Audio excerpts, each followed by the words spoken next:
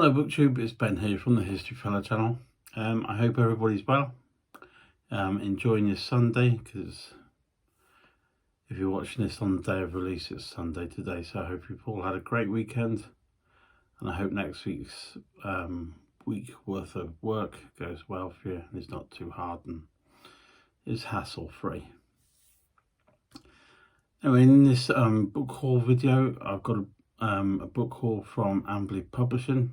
It's just the 4 books, but they're 4 quite interesting books.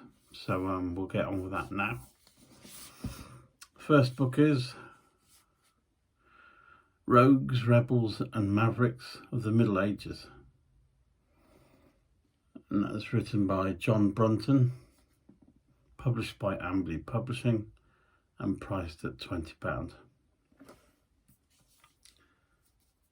I'll just read you the little blurb from the inside cover, and I should apologise straight away for my mispronunciation of some of the people's names in this.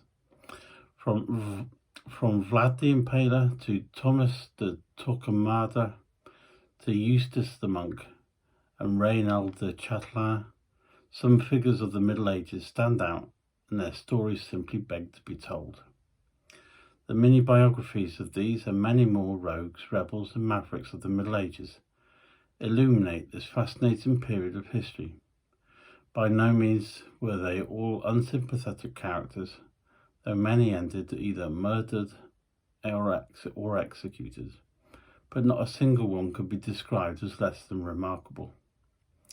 This book is for anyone who enjoys medieval history in all its forms, spanning the Norman conquest to the 100 Years' War, to the War of the Roses, and the beginnings of European discovery of the wider world. Much of what we see as medieval is depicted through the focus of such players. Their colourful stories bring to life different aspects of society, such as chivalry, peasant revolts, crusading, heresy, sorcery and philosophy. And I actually think that sounds like a really good book. A number of characters we'll hopefully read about and learn from. So that's Rogues, Rebels and Mavericks from the Middle Ages.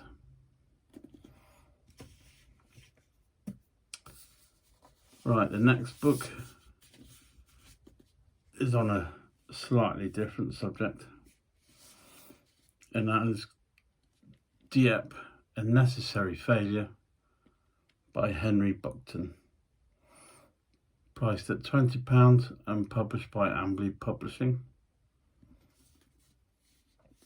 There's a quote on the back from a Captain Patrick Porteous, VC, which is Victoria Cross, and he was captain in the Royal Regiment of Artillery.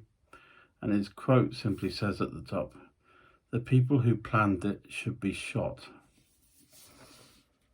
So as you can imagine, things aren't going to go well. The Allied assault on the German-occupied port of Dieppe in France, codenamed Operation Jubilee, took place on the 19th of August 1942. It was a battle that lasted for less than 10 hours, but it has gone down in history as a military disaster, often spoken of in the same manner as the charge of the Light Brigade in Gallipoli. The German defences had been underestimated. The numbers killed, wounded and taken prisoner at Dieppe were shockingly high, and none of the main objectives were realised. The Third Reich considered the raid as a military joke, and it provided a textbook of what not to do in future amphibious operations. Dieppe was the largest tri-service operation ever mounted up until that point, and even if the planning for the operation was woefully inadequate, it showed that the 3 services could coordinate their movements under one command. Many believe that Dieppe should not be looked upon as an isolated incident, because then its purpose is totally obscured by its terrible cost. Put into context, it was one of the series of raids between Dunkirk and D-Day designed to test the defences of Hitler's Atlantic War. The most famous and successful being the attack on Saint-Nazaire, which is still considered to be the greatest commando raid of all time. Author Henry Buckton has searched the voluminous records of interviews with Canadian Dieppe veterans collected by Historica Canada to shed new light on this terrible but perhaps necessary failure. I might actually, having read the blurb, do like a separate video on the Saint-Nazaire raid, because that kind of was like a boy's own story of success, and it really did accomplish something important. But anyway, that's Dieppe, A Necessary Failure, published by Amberley. With these books, I will leave a link below the video. Please feel free to follow the link, and if you wish, then you may follow the link and purchase the books if you want, or other books. Or if you don't want to purchase a book, or you particularly enjoy some of the subjects, then please feel free to leave a comment down below in the videos. I quite enjoy getting the comments of what people like and enjoy, and whether they recommend other books or that sort of thing as well. So the more comments, the better. Right, the last two books are paperbacks, and we have Edward the Elder, King of the Anglo-Saxons, Forgotten Son of Alfred, written by Michael John Key and published by Amberley Publishing, and that's priced at $10.99. And as I said, this is a paperback. And actually, flicking through the book quickly, the print in the book is tiny. You probably won't be able to get the size of the text, or it won't come across in the video, but it's really small.